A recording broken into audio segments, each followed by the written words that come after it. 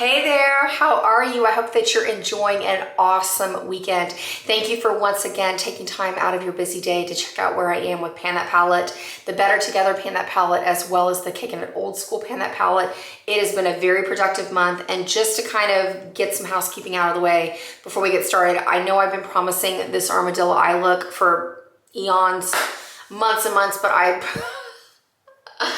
every time I sit down to film that video, something goes wrong. The footage is so wackadoodle bananas. I ought to just the whole thing is a blooper. Every time I try to film it, it is a blooper of just I'm too close to the camera or the lighting is distorted or whatnot. So I promise you it's coming, but I did want to come on here and give you an update where I am with the palettes, because otherwise you get a sneak peek of where I am currently. And it's just, I need a reset. when it comes to filming Get Ready With Me, because I haven't done them in so long that each time I've tried to film this video, it's just, I need to get in the habit of filming Get Ready With Me. It's like I did years ago with, all the Pan That Palette looks I used to do. So it's coming, I promise. And it especially needs to be coming because I'm really starting to clear out some of the shadows. So I've got to find some dupes. Anyways, let's go on and start off with the classic Pan That Palette. If you're new to my videos, hi, welcome. I really appreciate you. I've been going through the Nabla Cosmetics side-by-side nude palette. I am down to my very last shade in the matte black called Untitled. So this is where I was last time, and I talked about how I've started frankening little bits and pieces of the shade with a gray shadow to make a charcoal shade. I'm using it to line my eyes. So since it is the only one in that palette to update, here is where we are currently. I don't feel like there's tons of progress, but I know that every time I use this shadow, I'm clearing out just a little bit more. I'm not feeling like I'm seeing the momentum. So perhaps when you see the pictures together, you can see it better than I can, but I've really kind of been in feeling a little bit of a standstill with this eyeshadow, but I am loving it. And yesterday, okay, sidebar, little chipper in my brain.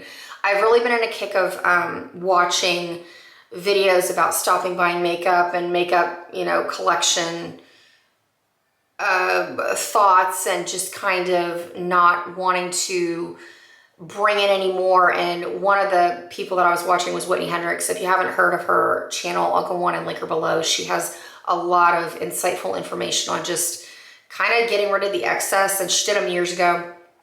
And one of the things that I noticed about all her palettes is all of her matte black shades were completely had pan in them in every palette, even if nothing else had been touched. And I just thought that was fascinating, because for the majority of us, as we go through eyeshadows, it's usually the matte black that's it never gets used up, or, people don't even hit pan. Or when it comes to choosing shadows for Pan Those eyeshadows, a lot of people will skip over black because it's just so intimidating. So I thought that was kind of funny, and I'm thinking of her every time I use the shadow, because I'm be like Whitney, use the matte black, be like Whitney, finish the matte black. So that's kind of just sidebar, but yeah, maybe we need to have a discussion on that though, because seriously, just being in the habit of watching a lot of decluttering videos and makeup addiction videos, and stopping the makeup addiction, stopping the makeup hoard, has really been genuinely helpful for me to not really incorporate a whole lot into my makeup collection lately. So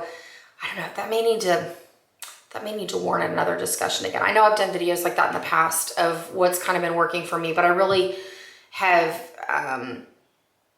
hit a new realization, a new acknowledgement towards my makeup collection. Sidebar. Anyways, that's where we are with Nabla. You tell I've had a couple cups of coffee today? All right, so then the next thing, we are going to talk about the Better Together Pan That Palette, started by Paula, and as well as the Kickin' It Old School by Dana and Jessica Lee. I'm going to have all of their information linked in the description box below. Feel free to go check them out, because they have amazing content updates, and it has been so genuinely helpful to me to have these two projects going along in tandem with the Pan That Palette, because I really feel like I'm making some traction through my collection. So let's go with the Better Together first, with my Z palette of hodgepodge shadows. Here is a picture of where I was last month. I'm really only focusing on two shades out of this palette. That the Natasha Denona shadow that came out of the Triochrome palette, as well as the Franken shadow that I made to mimic a Lorac shadow. So here is where I am currently. Excuse me. As you can see, I'm starting to clear out the pan out of this Franken shadow. This was a combination of Cubism mixed with the Untitled shade from the Novel Cosmetics palette. I love being able to kind of two birds, one stone things, because the inspiration I got was from a Lorac shadow that I'd finished previously down here, and I just love using it to smoke out my outer corner. As you can see on my eyes, like I've got another matte gray shade that took the place of Cubism, and I took that charcoal mixture on the outside. So it's really given me a way that I'm going to be able to, you know, at least finish the matte black, because I can continue mixing it with the Juvia's Place shadow I'm going to show you in just a minute, and really get a shadow that I love out of it. So I talked about that at length last video, and then next time I mix another Franken version of this, I'll go on and film that so you can see how I put it together, because there is a little bit of a trick to it of putting a little bit of extra black and things like that. So you want to make sure that you get the right ratio as you're creating that shadow. Then as far as the Natasha Denona Gorman shade, this came out of the Triochrome palette. I had to repress it a second time because the shadow is just so fragile once you repress it, that it's very dusty, it's very powdery, and it cracks very easily. So I'm hoping that I can finish this. I don't know if I'm going to be able to finish it by the end of October, but definitely I want to call this done before we really get into the swing of November. I use this every day in my crease as a transition shade, and there's just enough pink to it that it's not quite a warm brown. There's a slight hint of rosiness to it. So if you want a backup of that shadow, if you have the Natasha Denona Biba palette, there are two shades in there that are quite comparable. I'm also thinking out of the mini Biba palette, that corally palette. Let me show you. I've talked about working on this one all through this year. I just haven't had the chance to kind of really get around to it since I've been so like intense with like bronze eyes and then now the gray eyes, and I worked on a smoky eye for a while.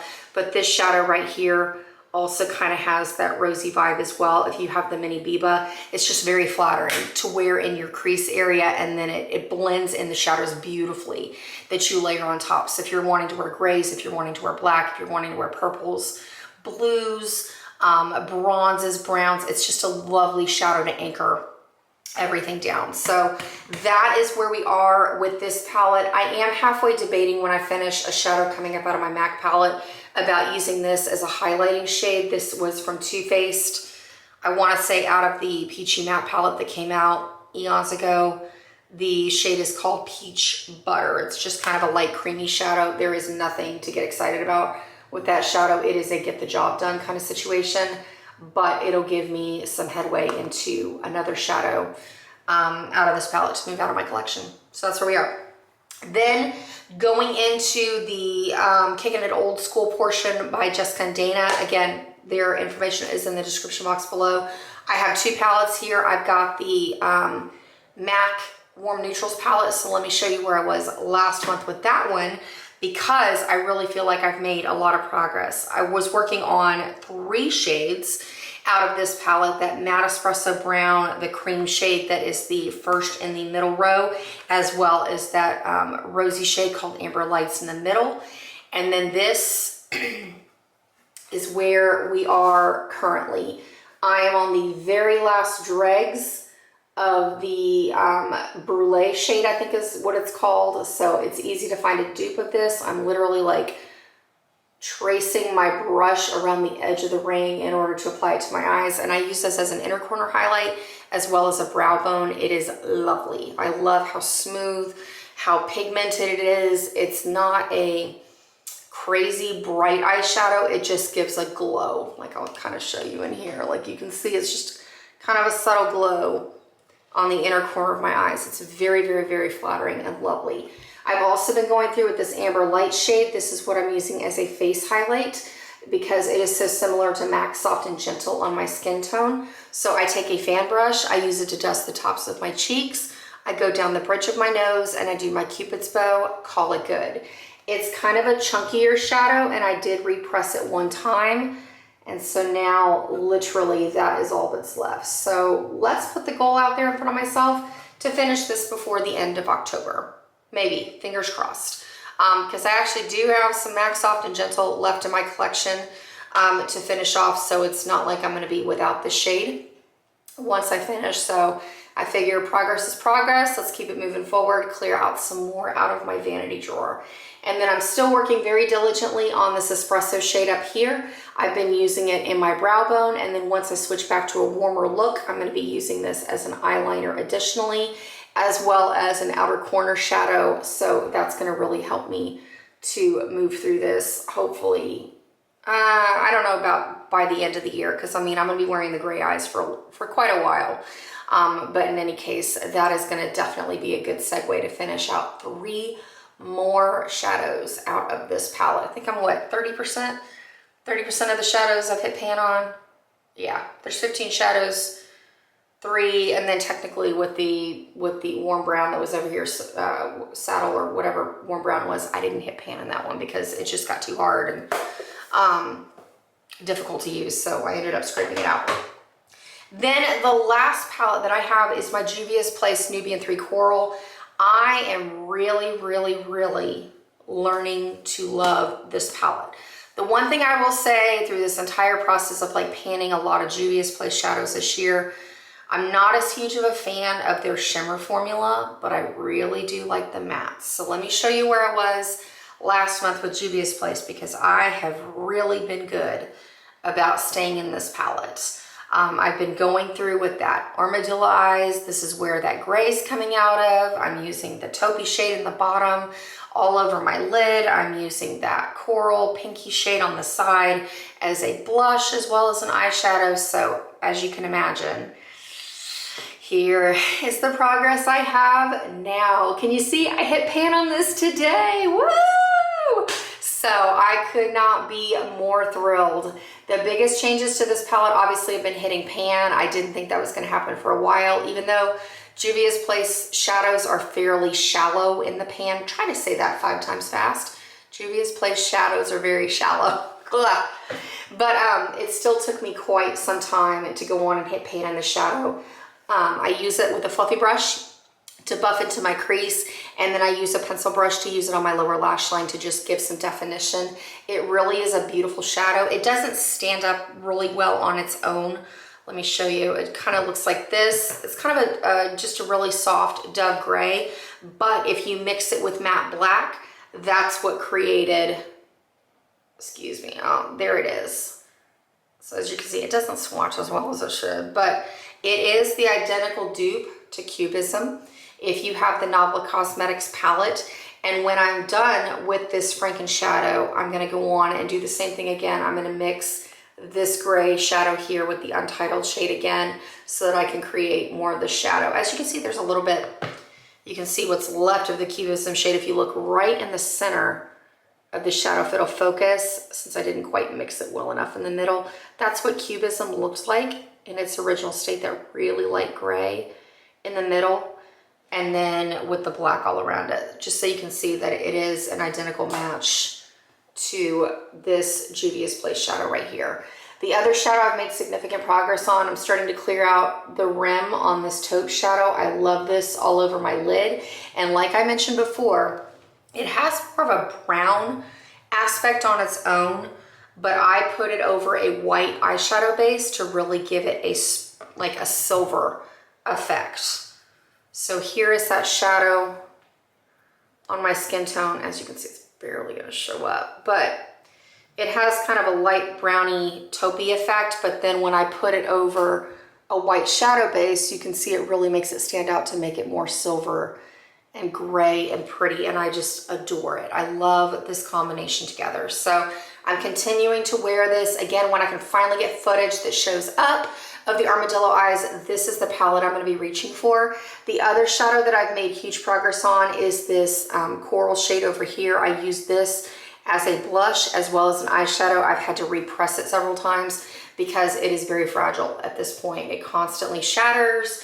It's very powdery and kind of a mess. So at this point, I'm gonna just get through it so that I can have my first official empty pan out of this palette. So that's where we are. I am loving my makeup. It's very boring, basic. I have no decision making in the morning because I know exactly what I'm gonna do, and I like life that way. I really, really prefer to just have a capsule makeup look. It's helping me get back into the groove of just really using my makeup. I'm seeing lots of progress. I'm debating about doing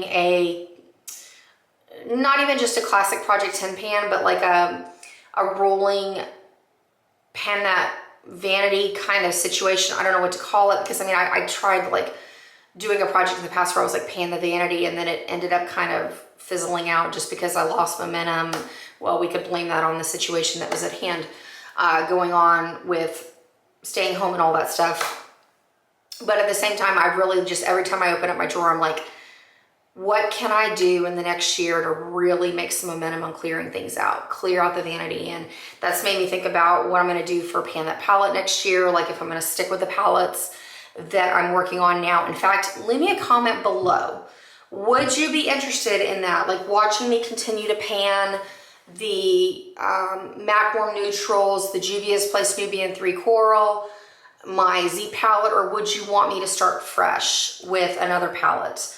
Part of me kind of wants to pan the Natasha Denona Triochrome, and then part of me wants to pan like the, you know, be bold and go through with like the Biba palette since it's all neutral shadows, but Natasha Denona takes a long time to get through that formula. So I know that it would be more than a year easy with something like that. Or, I mean, would you be entertained to watch me continue to pan stuff like this? I know that there are several of you working on this palette, so that would be helpful maybe for us to share ideas and have that camaraderie. I mean, that is huge to be able to go through this with friends.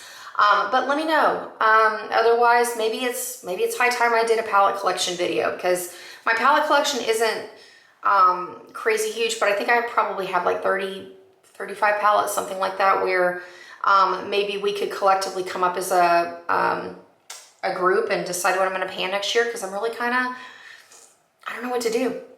I have pulled out a couple extra palettes just to kind of, like, again, give you a trip around my head a little bit.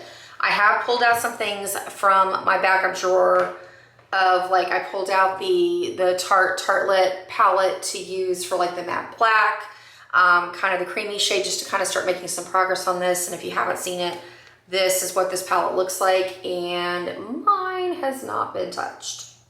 So there we go.